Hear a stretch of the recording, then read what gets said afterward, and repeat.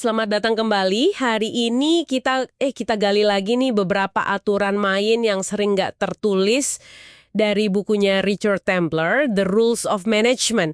Ini tuh bukan teori yang kaku gitu ya, tapi lebih ke prinsip-prinsip yang seringnya kita anggap oh iya jelas lah, tapi justru konsisten ngejalaninya itu loh tantangannya. Misi kita kali ini ya menyaring intisari paling oke dan mungkin ada yang bikin oh gitu dari buku ini buat Anda.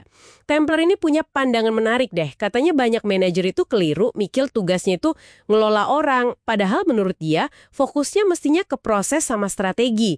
Tim itu ya partner buat capai tujuan, bukan sekedar pion gitu. Nah, coba kita bedah nih aturan 17. Ambil tanggung jawab penuh. Ini kok kayaknya ekstrim ya. Kalau tim gagal, 100% salah manajer. Bukannya itu bisa jadi, nggak adil atau malah bikin manajer down? Iya, kedengarannya emang berat banget di awal. Tapi disitulah justru letak kekuatan strategisnya. Pas kita ambil tanggung jawab penuh, walaupun kesalahannya nggak murni dari kita, itu nunjukin kepemimpinan level tinggi loh. Ini bukan soal adil nggak adil saat itu aja, tapi lebih ke bangun fondasi loyalitas tim yang solid banget. Kayak kata Templar, waktu kita gitu ya, bos kita itu nggak lihat kegagalan satu orang, tapi dia lihat potensi pemimpin masa depan, calon direksi, gitu katanya. Ini nyambung banget sama aturan 95.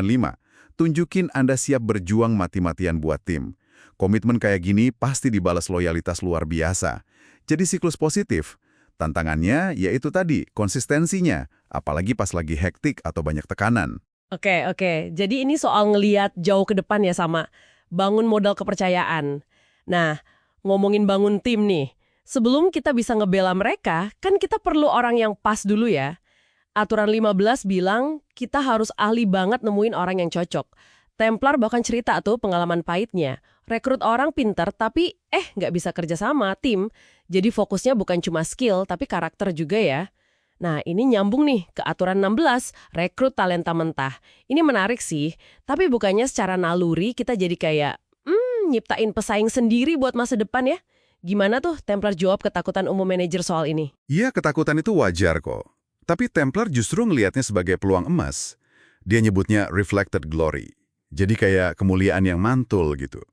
Orang-orang berbakat ini kan cepat atau lambat bakal bersinar.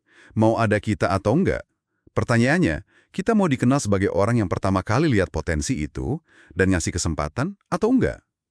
Kemampuan rekrut orang yang mungkin lebih pintar dari kita, itu bukan ancaman. Malah jadi salah satu skill kunci manajer hebat. Ini bukan soal kompetisi internal, tapi bangun aset tim.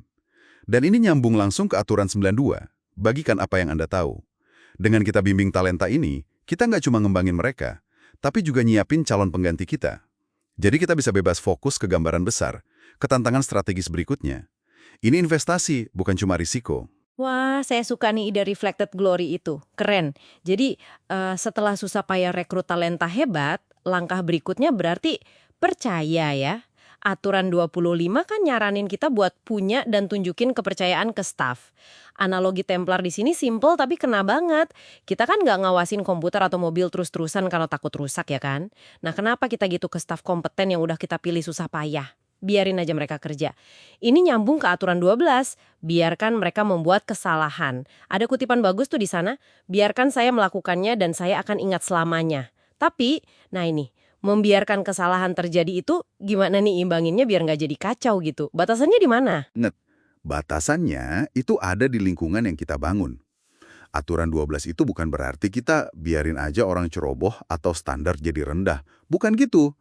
Ini lebih ke nyiptain ruang aman buat nyoba, buat eksperimen, dan ya kadang-kadang gagal, tapi dalam koridor yang masih bisa dikontrol. Tanpa ruang kayak gini, nggak ada pembelajaran yang beneran, nggak ada inovasi. Kesalahan itu kan data, bukan akhir dunia. Nah, disinilah peran manajer jadi penting. Siap bantu beresin kalau perlu, tapi tanpa nyalain. Fokusnya ke pelajarannya apa? Dan ini secara alami ngelatih mereka sesuai aturan 37. Latih mereka membawa solusi, bukan masalah. Kalau mereka tahu nyoba itu dihargai dan salah itu bagian proses, mereka bahkan lebih berani mikir kritis dan cari solusi sendiri. Nggak cuma datang bawa keluhan atau nunggu instruksi melulu. Ini bangun kapasitas tim banget. Mulai dari berani ambil tanggung jawab kayak pemimpin sejati, itu aturan 17 sama 95. Terus, fokus kesiapannya pas rekrut, berani taruhan sama talenta, itu aturan 15 dan 16. Kemudian bangun fondasi percaya dengan ngasih ruang buat bertindak dan belajar, termasuk dari salah. Itu aturan 25, 12, sama 37 ya. Semuanya kedengeran masuk akal banget sih. Tepat sekali. Intisari dari pemikiran Templar itu ya gitu. Banyak aturan manajemen terbaik itu sebenarnya sederhana dan intuitif. Bukan ilmu yang rumit banget. Tantangan terbesarnya, ya kayak yang Anda bilang di awal tadi, bukan soal tahu aturannya, tapi punya disiplin buat nerapinnya hari ke hari, minggu ke minggu. Apalagi pas situasi lagi susah atau serba cepat. Konsistensi itulah yang, menurut saya, bedain manajer biasa sama manajer yang luar biasa. Anda yang lagi dengerin, dari sekian banyak prinsip manajemen yang mungkin Anda anggap jelas atau masuk akal ini, aturan mana sih yang secara pribadi paling menantang buat Anda terapkan secara konsisten dalam rutinitas kerja Anda? Dan kenapa ya kira-kira? Coba deh direnungkan. Sampai jumpa di eksplorasi kita berikutnya ya.